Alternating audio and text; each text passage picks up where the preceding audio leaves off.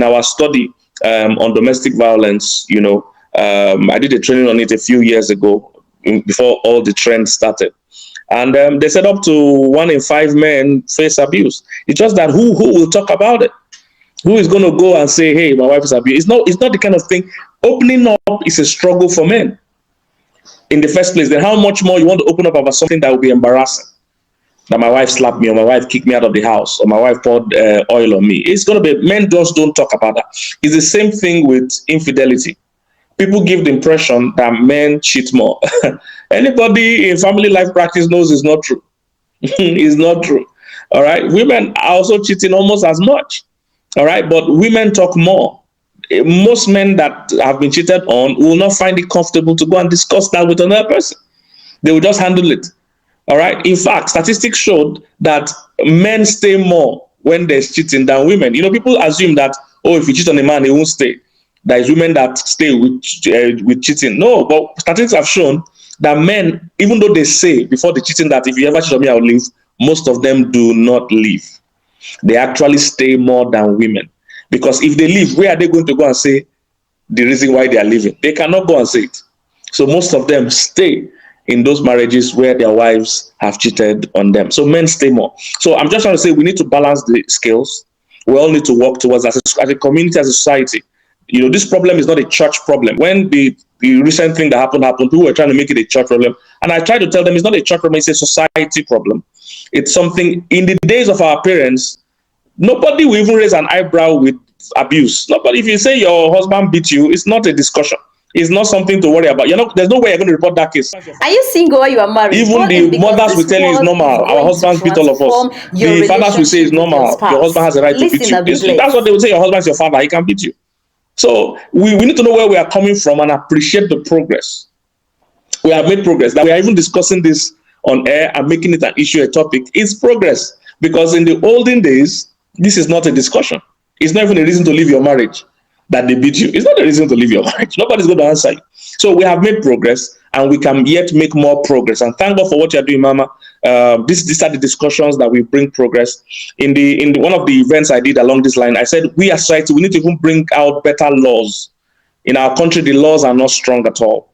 Police will even laugh at you. They will say it's a civil matter. Nobody's going to attend to you. They believe they have more serious issues than your wife is beating you or your husband is beating you. So we as a society, we need to all come out and lend our voice and, if possible, fight for better laws as regards abuse, whether it is male or it is female. Wow. Thank you so very much, man of God. Thank you. This is so foundational. And so. I mean, thank you. So why do women abuse men? Okay. All right. Very interesting. A small fraction, from my little experience and studies, a small fraction show that some women abuse because of things that have happened outside of their current relationship. So these are things that happen in their childhood. These are really things that happen maybe with their exes. Or these are just issues that have to do with their emotional management. They are just not emotionally balanced. So they tend to deal with distress by being violent, and being dangerous and all that. So a small fraction of them come from that perspective. But the larger portion of women that are being abused, in all fairness, they are reacting, to some form of maybe emotional issue they're facing in their relationship. Now, whether they are right or wrong is different, but I'm talking about what is the cause. Most of them are reacting to how they feel because they feel they are not being treated right in their marriage. Now, sometimes they have no basis or their wrong feeling is wrong, but I'm just saying that is where they are coming from.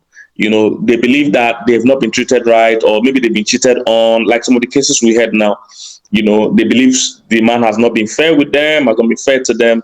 And the only way they know, to express their displeasure is by being abusive. So in many of the cases I have dealt with, these women,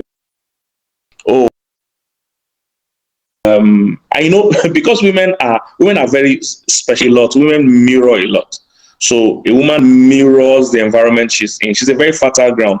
The kind of man she's with affects her a lot. So a woman, if she feels she's not being treated fairly, if she feels she's been cheated on, and this cheating could have happened 3 years ago, she can still react based on that 3 years after, because that's how she is. She's a deep feeler. You know, she's very past oriented. Her past, present, and future are all wrapped up in one. You know, so something could have happened 3 years ago. If it's not properly resolved, it can still bring abuse today. So a lot of times, most of those men are shocked because they know what is the issue. Most of those men can't understand why we are breaking tables or breaking television today over something that happened 3 years ago, because those issues were never properly resolved. Women are deep, and men need to know this. And that has been one of the things I've been trying to emphasize for the men over and over again. Women are deep. Even something that happened with her childhood can make her break your television today. You know, you need to understand that because she her memory is incredible. You know, her past, present, and future are all linked. So you know, it's not obvious that, oh, she's shouting today, she's reacting today. When did the problem happen? It could be 5 years ago. It could be 5 years ago. So you must be very careful in how you deal with her, because she's a very intense emotional being. She feels over 10 or 20 times the way a man feels. So the thing that men will overlook easily, a woman with, that's what I'm saying, I would rather be on the bad side of a man, because if the issue is settled, for a woman, if it's not well resolved, 5 years from now, 10 years from now, you know, it could come up and you'll be amazed, because if she bottles up those feelings, you know, it could lead to, you know, an unimaginable explosion suddenly out of nowhere. So most of the time is reaction, but there's also a small fraction that is tied to not being able to manage her emotions over the year. I tell people most conflict in marriages are not between husband and wife, it's within each person and their emotions. It's not between husband and wife. It's between me and my emotions. It's between how I want to manage myself. All right. So that is why it's mainly reactionary.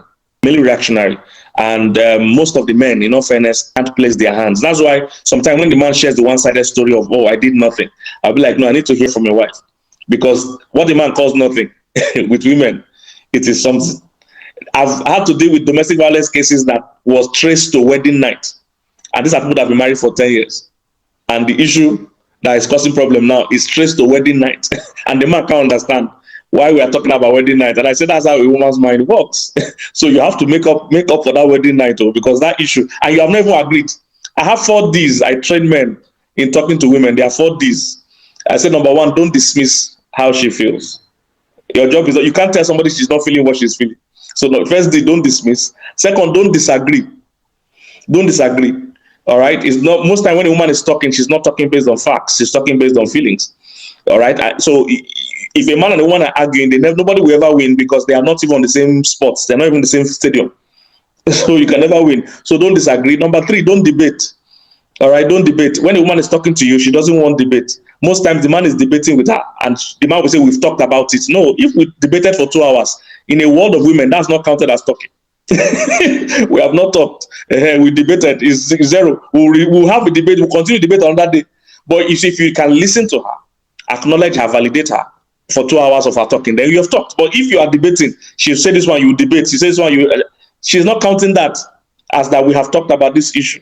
So there are 4 Ds like that. So don't dismiss, don't debate, don't defend, don't disagree. You need to allow her to vent. You need to allow her to process. And you need to know her apology language and make it up to her. So most time women, but having said that, there is no excuse still for abuse, because like I said, the real conflict is between you and your emotions. And the Bible teaches that everywhere, that if they slap you on the next cheek, they're just trying to say, look, be in control of your own reaction, be in control of your own behavior. You can't blame somebody for any action you take. You can't blame somebody for it. So the concept is that I believe a small fraction is just emotional, a larger fraction is reactionary, and that's what causes abuse from the women folk. Wow. I should be calling you Professor. Okay, honestly. Woo. Thank you so very much. Thank you. I always teach that women are multipliers. Yes. So we have a womb.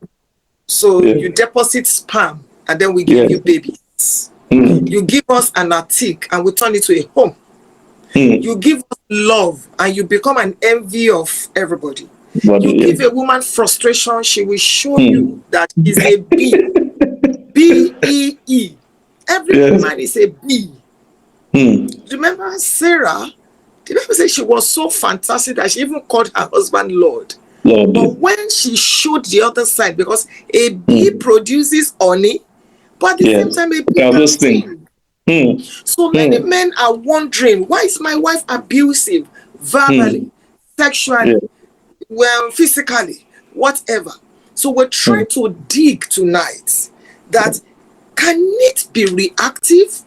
Is there something you have pushed under the carpet by dismissing, by disagreeing, by debating, and by defending?